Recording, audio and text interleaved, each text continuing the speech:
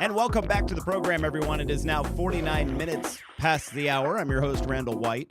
You're listening to the final segment of the Eat, Drink, Explore Market Fresh Hour. Keep in mind, you'll want to stay tuned to this very station for another full hour of great food, craft beer, wine, travel, and tourism each and every Sunday morning, 9 to 10, right here.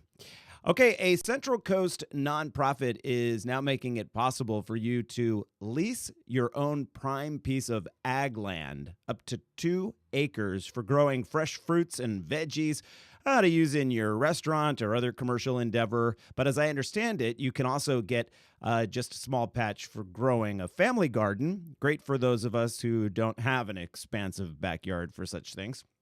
It's all part of an urban farming cooperative in San Luis Obispo called City Farm.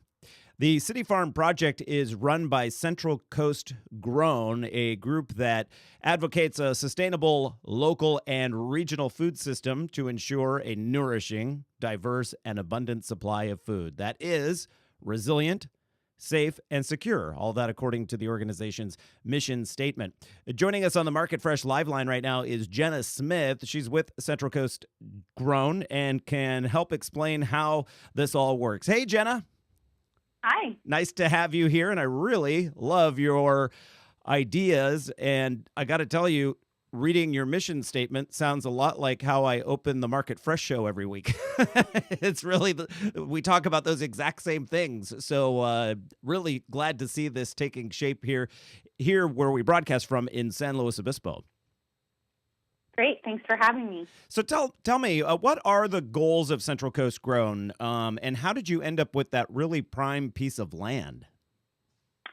Well, Central Coast Grown has been in the community since 2003, working to create a regional food system that is a food system that works for all, not only the producers and the consumers, but everyone in between.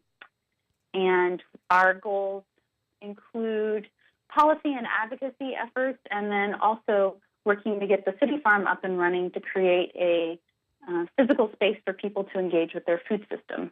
Now, this piece of land, for people familiar with the area, in fact, if you've ever driven along Highway 101 through San Luis Obispo, which is probably 90% of our audience, you know the stretch we're talking about. It is, well, let's see, if you're coming from the south, it's before you get to the Madonna Inn. If you're coming from the north, it's after you pass the Madonna Inn. And right there around Los Osos Valley Road, you see all that great farmland that is off to your, I guess that would be north, or, yeah, I guess that would be north. And then if you're on Los Osos Valley Road, you know where the big Target is and Costco and all that sort of thing. Well, behind the Target is directly where this land is located. How did this land fall into your hands? Well, the land is owned by the city of San Luis Obispo and was identified in their general plan of 1994 as a region of the city where they wanted to preserve the agricultural lands.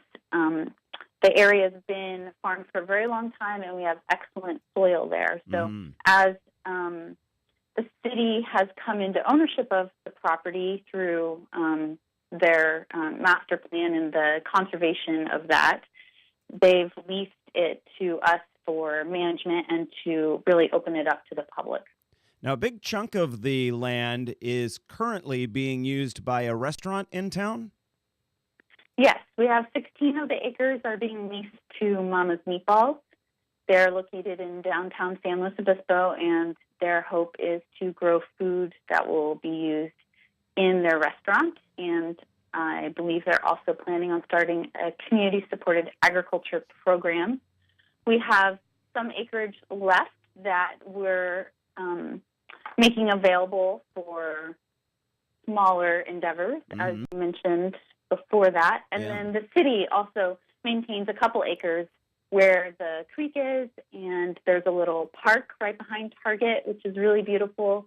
And the hope is that the Bob Jones Bike Trail will jump across the creek from the Ocean Air neighborhood onto the farm property, and that people will be able to bike along the perimeter of the property. Oh, that would be great. I'd like to see that.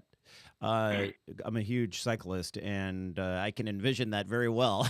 I'd like to see that happen. So how much is it for someone, let's say I wanted to get a little chunk, just enough to grow my summertime tomatoes or what have you, maybe some squash. How much would it cost me for a little family plot? Well, we're actually gearing this towards a little different of a scale. So there's a lot of community gardens in San Luis Obispo where people can get their own individual family plot, and we're really trying to facilitate more collaboration and experimentation. So if someone wanted to get a small plot for themselves, they would need to have some vision in mind of how they want to engage with the community on that plot. So, like maybe educating kids or something like that. Exactly. So there's a big spectrum of activities that we're open to, and our only hope is that either the food is being produced for distribution, either into a restaurant or through a more traditional way, or that it's being shared or in a collaborative manner with other people. I like that. And you have an application process, correct? And so anyone can participate, but you'd have to approve their application. Yes. So that application process is open until February 16th, and it's a pretty easy application that can be found on our website, which is centralcoastgrown.org. And the costs associated with that really depends on what type of project you're proposing out there. For the collaborative, experimental, it's at a minimum going to just be the cost of electricity to run our agricultural pump, and then insurance. Is that well water you're getting there? It is. It's a well that we installed in August of this year, and that we have hooked up to an irrigation system that runs on two scales. It's a dual system. One is for garden hoses, and the other is for overhead irrigation sprinklers. Well, terrific. I think it's fantastic. I love the idea, and I hope that it is fruitful. What is your reach? Do you have to be? Does the business or the organization that uses this land, do they have to be located within San Luis Obispo?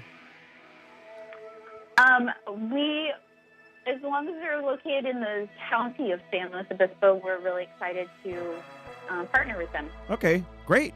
Jenna Smith, Central Coast Grown. Again, their website, centralcoastgrown.org. Check out the City Farm project. Jenna, thank you so much. We appreciate it.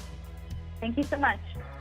All right, everyone, that does it for this segment of the Market Fresh Hour. Keep in mind, another hour right here, Sundays, 9 to 10, where we talk food, wine, craft beer, travel, and tourism. It's our Sunday Fun Day Hour, and we invite you to join us. It's a lot of fun. I'm your host, Randall White. Join us online at eatdrinkexplore.com. Catch you later.